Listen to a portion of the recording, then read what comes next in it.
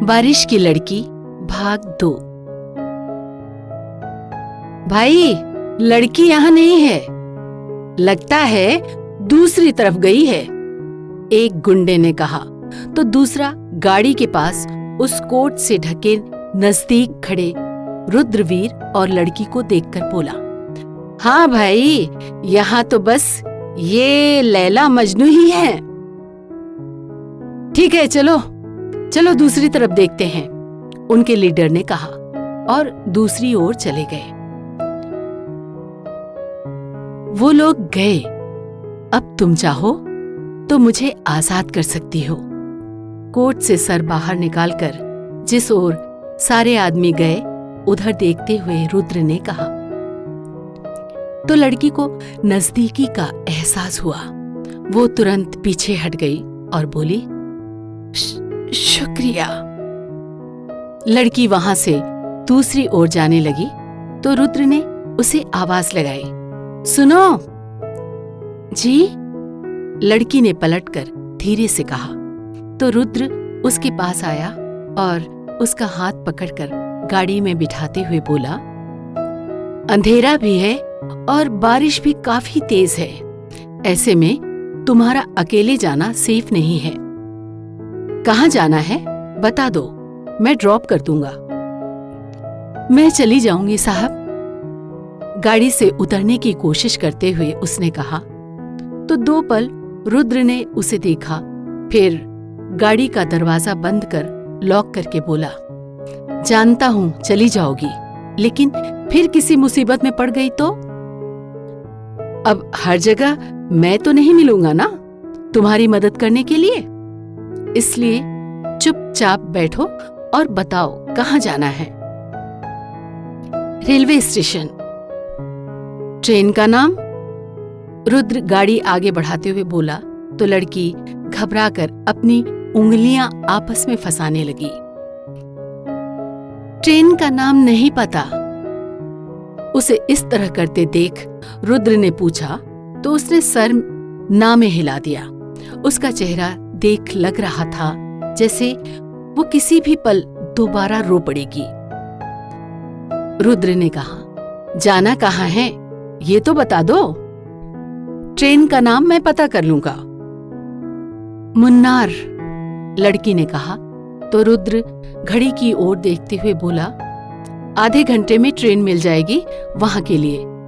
तुम भीग भी गई हो, मैं खिड़की खोल देता हूं, हवा से कपड़े सूख जाएंगे, और ये शॉल बैक सीट पर फैला दो वरना तुम्हें ठंड लग जाएगी।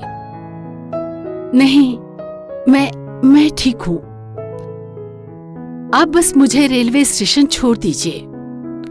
उसने उस भीगे शॉल को कसकर पकड़ लिया था। भीगा होने के बावजूद वो उसे कंधे से लपेटे हुए थी। ये चीज थोड़ी अजीब लगी रुद्र को। उसने गाड़ी का हीटर ऑन कर दिया ताकि उसके गर्माहट से लड़की के कपड़े और शॉल सूख जाए। कुछ देर बाद गाड़ी ऊटी रेलवे स्टेशन के बाहर रुकी। टिकट है? रुद्र ने पूछा तो लड़की सर और नजरें झुकाए उंगलियों को आपस में मरोड़ने लगी। चलो मेरे साथ, उसने कहा तो लड़की उसके पीछे पीछे चलने लगी। उसे एक जगह बिठाकर रुद्र टिकट ले आया। कुछ देर बाद ट्रेन प्लेटफॉर्म पर आई तो उसे टिकट देते हुए रुद्र बोला, संभाल कर जाना, और हाँ, मेरी तरह किसी और अजनबी पर भरोसा मत करना। अजनबी भरोसे के काबिल नहीं होते।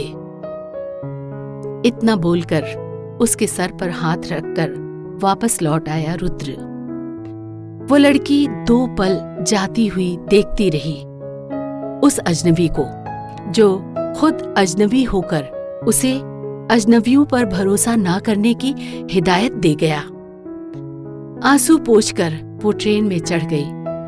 वहीं थोड़ी दूर पर एक पिलर के पीछे खड़ा उसे देख रहा रुद्र मुड़कर स्टेशन के बाहर निकल गया। 1 हफ्ते बीत गए, पर रुद्र का दिल उन चंद पलों में ठहर सा गया था। वो भीगी बरसात वो भुला नहीं पा रहा था। शायद वो बरसात उसकी जिंदगी की पहली ऐसी बरसात थी जिसमें बारिश के बूंदों की जगह एक अनूठा सुकून देह सा एहसास उसे खुद में भिगो रहा था। वो चाहकर भी मिटा नहीं पा रहा था। डर कर मिची उन नजरों को उसकी धड़क अब तक अपने सीने पर उभरती सिमटती महसूस हो रही थी। उसके करीबी का वो एहसास, सांसों का शोर, उसकी छुअन, हर एक चीज अब तक बिल्कुल ताजा थी रुद्र के जहन में। इन एक हफ्तों में शायद ही कोई पल होगा जब उस अजनबी मासूमा का ख्याल उसके दिलो दिमाग पर काबिज न हुआ हो, जब उसने उस मासूमा से दोबारा मुलाकात की दुआ न मांगी हो। आज का दिन बहुत भारी था उसके लिए। उसकी माँ की बरसी थी आज। पिता दानवीर ठाकुर की मौत तभी हो गई थी जब वो महज 10 साल का था। पति की मौत के बाद उसकी माँ उसे लेकर अपने पिता के यहाँ गई, लेकिन वहाँ भाइयों की पत्नियां अक्सर पीठ पीछे उन दोनों को बोझ कहकर भुन्नाती थीं। पिता को डर था कि कहीं उनके जाने के बाद उनकी बेटी और नवासी को घर से निकाल ना दे, इसलिए बेटी की दूसरी शादी कराने का उन्होंने फैसला लिया। गांव के सरपंच दुष्यंत चौधरी ने शादी करने की इच्छा जताई और आखिरकार शादी हो गई। पर रुद्रवीर कभी उन्हें पिता के रूप में स्वीकार नहीं कर पाया। वो किसी को अपने पिता की जगह नहीं देना चाहता था, इसलिए कभी भी अपने नाम के साथ उसने चौधरी नहीं लगाया। उसकी माँ दुष्यंत चौधरी को भगवान का दर्जा देती थी, क्योंकि उसने एक विधवा को नई जिंदगी दी, पर असलियत कुछ और ही थी। दुष्यंत चौधरी खूबसूरती पर मंडराने वाला भौंरा था और इसी कारण ही उसने वो शादी की थी, क्योंकि रुद्रवीर की माँ काफी खूबसूरत थी। मिलते हैं अगले भाग में।